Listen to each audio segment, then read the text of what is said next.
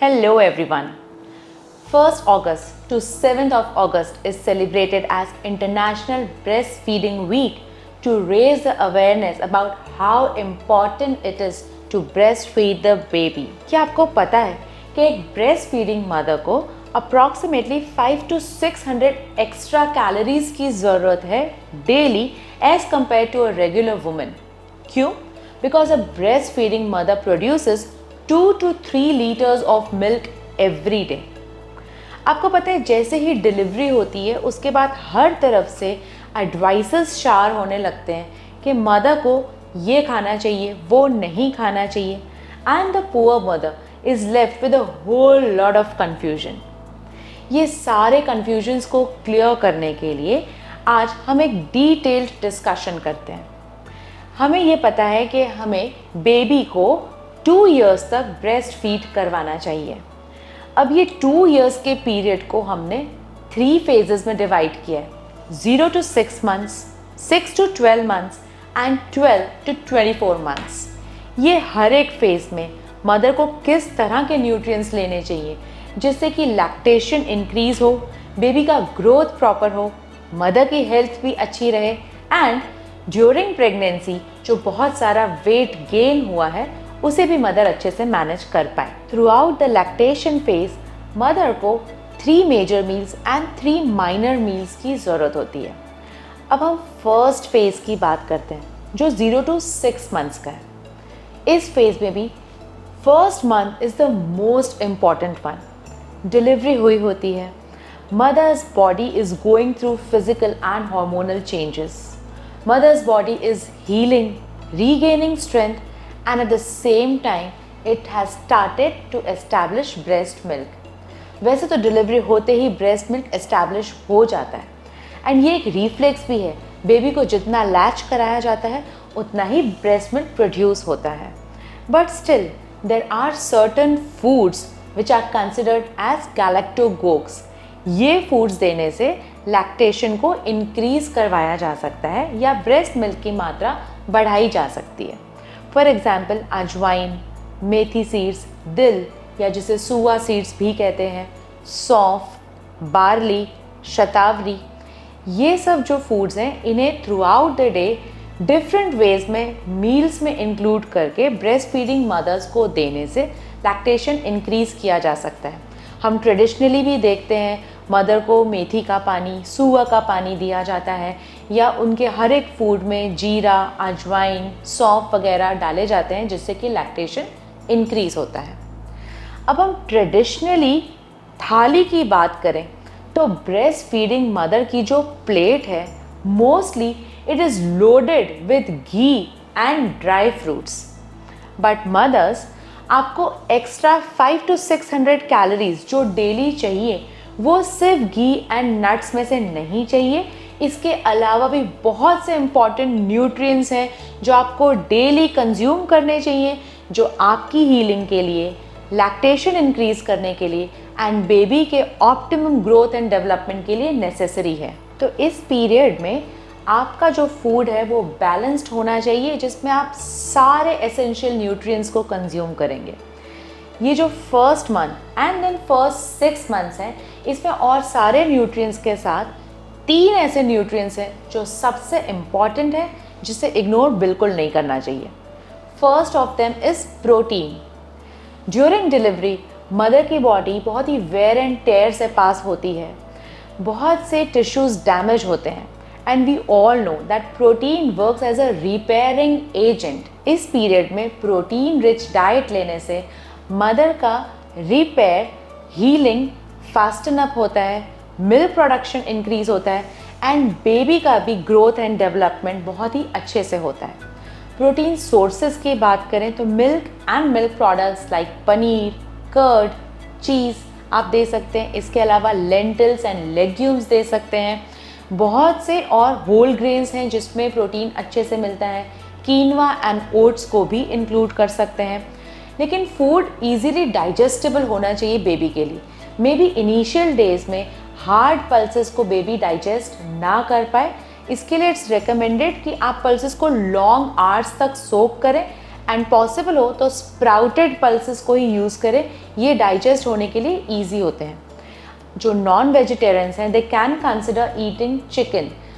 Eggs की बात करें तो एग्स एक बहुत ही गुड क्वालिटी प्रोटीन है, but eggs and soya can be allergic for many children. तो ये बात आपको टेस्ट करनी पड़ेगी। आप एग्स एंड सोया कंज्यूम करके देख सकते हैं। अगर बेबी को डाइजेशन में कोई प्रॉब्लम नहीं आता है या बॉडी पे कोई रैशेस डेवलप नहीं होते हैं तो आप डेफिनेटली एग्स एंड सोया को कंज्यूम कर सकते हैं। They are very good sources of protein. एक ब्रेस्ट फीडिंग मदर को daily 70 grams of protein at least consume करना चाहिए। सो मेक श्योर आप थ्रू आउट द डे हर एक मील में कुछ ना कुछ प्रोटीन सोर्स को इंक्लूड कर रहे हैं। Second important nutrient during this phase is calcium. A breastfeeding mother should consume 1000 milligram of calcium daily. Calcium mother and baby दोनों के लिए बहुत इंपॉर्टेंट है। We know that bone health के लिए calcium is very crucial. Milk production के लिए भी calcium is very important. Calcium sources की बात करें तो हम सबको पता है milk and milk products are rich sources of calcium. But क्या आपको ये पता है कि बहुत से ग्रीन लीफी वेजिटेबल्स भी रिच सोर्स हैं कैल्शियम के? और तो और रागी एंड सेसमे सीड्स जिसे हम तिल कहते हैं उनमें कैल्शियम की क्वांटिटी मिल्क से भी बहुत ज़्यादा है। So consider taking these food products also in your diet daily. Third important nutrient during this phase is iron. Delivery के वक्त जो भी ब्लड लॉस हुआ होता है उसे रिप्लेनिश करने के लिए मदर को आयरन रिच फूड देना बहुत इंपॉर्टेंट है। A breast feeding mother needs 37 milligram of iron per day. और आयरन के सोर्सेज हैं green leafy vegetables, fruits and all the grains. जब भी आयरन रिच फूड कंज्यूम करते हैं उसके साथ में विटामिन सी रिच फूड भी कंज्यूम करना चाहिए जिससे कि आयरन का एब्जॉर्प्शन अच्छे से हो। एंड ऑल्सो इस बात का ध्यान रखना चाहिए कि जब भी आप आयरन रिच फूड कंज्यूम करते हैं उससे 1 घंटा पहले या 1 घंटे के बाद caffeinated drinks like T and coffee को अवॉइड करें क्योंकि ये आयरन के अब्जॉर्प्शन को ऑब्स्ट्रक्ट करता है। ये न्यूट्रिएंट्स के अलावा a mother should also be consuming whole grains like bajra, daliya, jau, रागी।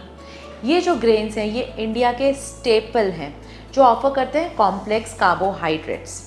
ये मिलेट से मदर्स आपको अच्छी फ्रेंडशिप कर लेनी चाहिए। क्यों? क्योंकि ये एक आपको सस्टेन एनर्जी देते हैं and second postpartum weight loss में बहुत हेल्पफुल हैं। तो आप ये मिलेट्स को अपने डाइट में डेली इंक्लूड करो। ये आपके लिए, आपके बेबी के लिए, दोनों के लिए बहुत बेनिफिशियल है। And last but not the least, hydration. Hydration is very very important during the lactation period. जैसा कि हम सब जानते हैं a breast feeding mother is suppose to feed their babies every 2 hours. Every 2 hours baby को feed करना बहुत ही dehydrating हो सकता है एंड लैक्टेशन भी कम हो सकता है अगर आप पानी ठीक से नहीं पिएंगे। So a breast feeding mother should include at least 10 to 12 glasses of fluids every day in her diet. ये फ्लूइड्स किसी भी तरह के हो सकते हैं, पानी हो सकता है, मिल्क, छाछ हो सकता है, coconut water, different types of soups और ब्रॉथ्स, किसी भी फॉर्म में आप लिक्विड्स को ज़रूर कंज्यूम कीजिए। अब हम जानते हैं कौन से फूड को अवॉइड करना है। वैसे तो आपके मदर्स एंड ग्रैंड मदर्स बहुत बड़ी लिस्ट देते होंगे, ये नहीं खाना है, वो नहीं खाना है, बट मेरी लिस्ट बहुत ही शॉर्ट है। Avoid alcohol, avoid smoking, avoid caffeinated drinks, avoid food जिसमें फूड कलर्स हैं, प्रिजर्वेटिव्स हैं, प्रोसेस्ड हैं, बहुत ही स्पाइसी फूड हैं, या जिन फूड से आपको या आपके बेबी को गैस होता है। ये हर एक मदर एंड हर एक बेबी के लिए अलग अलग है, इसलिए ये आपको फिगर आउट करना होता है कि आपके बेबी को क्या फूड डाइजेस्ट हो रहा है और क्या नहीं। मे बी इनिशियली बेबी के लिए हार्ड फूड को डाइजेस्ट करना डिफ़िकल्ट होता है, but gradually over a period of time baby starts digesting that food. इसलिए किसी भी फूड ग्रुप को आपको आपके डाइट से कम्प्लीटली एलिमिनेट नहीं करना है, ग्रेजुअली अपने डाइट में इंट्रोड्यूस करते हुए धीरे धीरे उसकी क्वांटिटी बढ़ानी है ताकि आपका बेबी डाइजेस्ट कर सके। Now comes the second phase, 6 months to 12 months। इस पीरियड में हम बेबी को टॉप फीड इंट्रोड्यूस करवाना स्टार्ट करते हैं और धीरे धीरे हम दिन में 2 से 4 टॉप फीड्स बेबी को देने लगते हैं। तो ब्रेस्ट फीड की फ्रीक्वेंसी कम हो जाती है, बट दिस डजंट मीन कि मदर को न्यूट्रिएंट रिच फूड नहीं लेना है।